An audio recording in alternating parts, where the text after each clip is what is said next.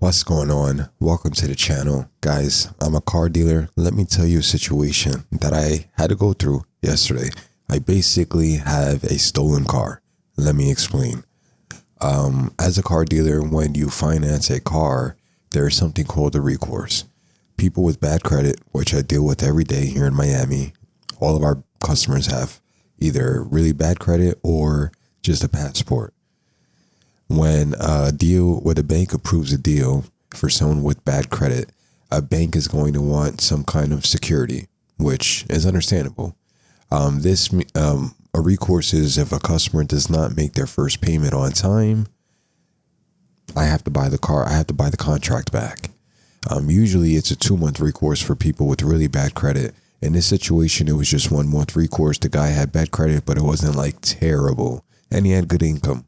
So a 1 month recourse, if you do not make your payment on time, usually they give you, a couple days, definitely not 30 days or nothing like that.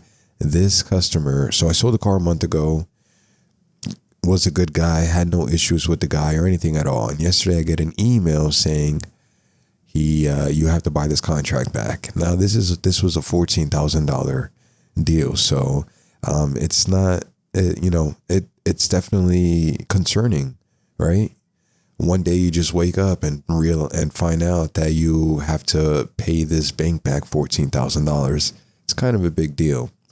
First thing me and my dad have to do is reach out to the customer, reach out to the bank, see what's going on. Is there a way we can save the situation so we don't have to come out of our pockets $14,000? Makes sense, right? Call the bank. The bank has been trying to get in contact with the customer. Customer isn't answering. The guy is 19 days late, right? 19 days late. Now, when I sold him the car, I explained to him, if you don't make your first payment, I explained to him everything. I told him we're responsible for taking the car back. We have to, he promised me the world. Don't worry, bro. I got you. I'm not going to miss no payments. I make plenty of money.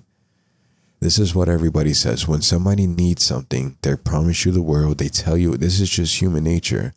And at every moment when the customer tells me that, I know they're lying. I know it's like I've seen it all before, but I can't say that, it's not nice to just call somebody a liar to their face if you don't believe them. So I'm like, okay, yeah, whatever. We'll see. Now, he hasn't been answering our calls. The bank is trying to contact him. He's not answering their calls. So right now I have a car that's on the road. Somebody's driving that I basically need to buy back. What I need to do is get my car back, because at this moment, that car now belongs to me. It's not the bank's anymore. They don't want it. Technically, we have to pay them back first and do all this stuff. But once I get that email, that's a huge red flag. I need to get my property back. I need to get my car back. That's my car at this moment. He breached contract. You didn't make your payment on time. It's my car. And, if you guys were in a situation, you are protecting this is your property now. You have to get it back. So what do? I call my boy, my Repo guy, send him to the guy's address. I got a GPS on every car. Sent him to the guy's address last night.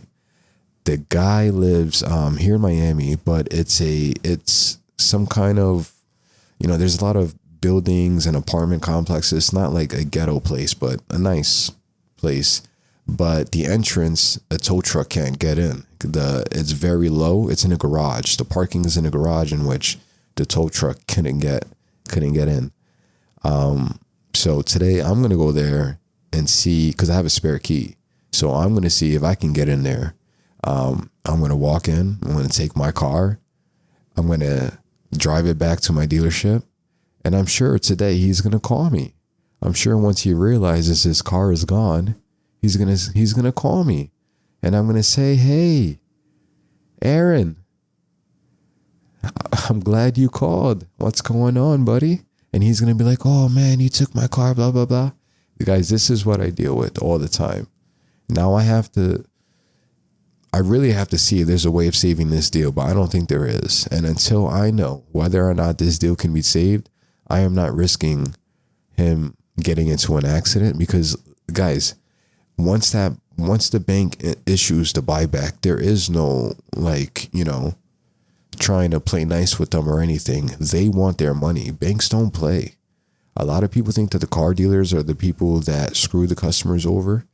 Listen, it's the bank giving you the high interest rate. It's the bank giving you repossessions and stuff. It's not me. I'm the middleman. I just sell the car, but the bank's lending you the money. So you mad at me for taking the car, but you need to be mad at yourself for not making your payment on time. Like, adults nowadays have no accountability, trying to live too much in a fast life, trying to, be cool and look fly and everything. And you can't pay your bill on time. You can't make a car payment on time. It's sad. And this is a lot of I hate having to deal with this, man. You don't know how stressful that is first off, I have a lot of cars that I have to buy right now. I got 4 cars that I just bought at the auction, which total close to $50,000. Now I got another $14,000 that it's stressful. Being a business owner is stressful, but definitely I don't complain. These experiences that we go through, it makes us stronger. There's no complaining. The only thing you can do is take action to solve the matter. There's good days and bad days in the car business. It just is what it is. But these customers, man, and I'm talking about a lot of you. A lot of you have done the same thing. You get a car and you're late on your first payment. I know a lot of you are late on your car payment.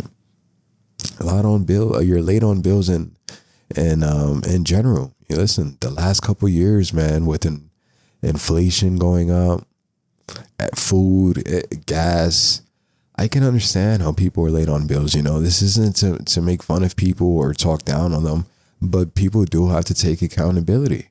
Listen, to my boy Aaron, I'm gonna take my car back. That's for sure. I will have my car today. I will. And when I do get it back, I'm sure, like I said, you're gonna call and we'll figure something out. I don't think you're a bad guy. I'm not. I'm mad. Of course I'm mad. You would be mad too, because you're putting me in a situation where I possibly have to pay $14,000 back because you weren't a man of your word and didn't take care of your responsibilities and pay your payment on time to the bank. And now you put me in a situation. So, once I get my car back, we'll figure it out. See if I can put you in something else. I don't know. We will work something out, but people need to be accountable. And they need to be accountable. I get a lot of customers that come in and I was like, well, have you ever had a repossession before? And they're like, no, well, the bank didn't take it back. I gave the car back. I voluntarily gave the car back, so it's not a repo. And I have to look at them and I'm like, yeah, it is a repo. That is a repossession on your credit report. When you enter into a contract and you voluntarily breach that contract, it's still a breach of. There's no voluntary repo on your credit. It is a repo. You volunteered to do it, but nobody, like, you broke contract. That is a repo.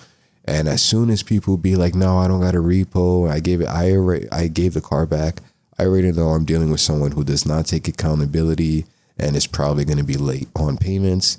And then I have to look more deeper into the deal. I need to look at, listen, a lot of these customers come in with, and they lie about everything. Fake addresses, like this guy that, Aaron, he doesn't even have a Florida license. It's not a state license. And that's a little, red flag, right? It's like, why you've been here for 2 years and you haven't transferred your license yet? So these are the things that car dealers deal with. A little bit of a rant, guys. I'm sure you're like, where is this guy going? But it's, the things that I have to deal with as a car dealer, I will be sharing because, you guys never know. If any of you do decide to get into the car business, you can, of course, ask questions. If you are in the car business, I could tell you a lot of secrets that go on behind the scenes. But yeah, I will be getting my car back today. I will get my car back today. That's all I got for you guys. Catch you on the next one. Peace.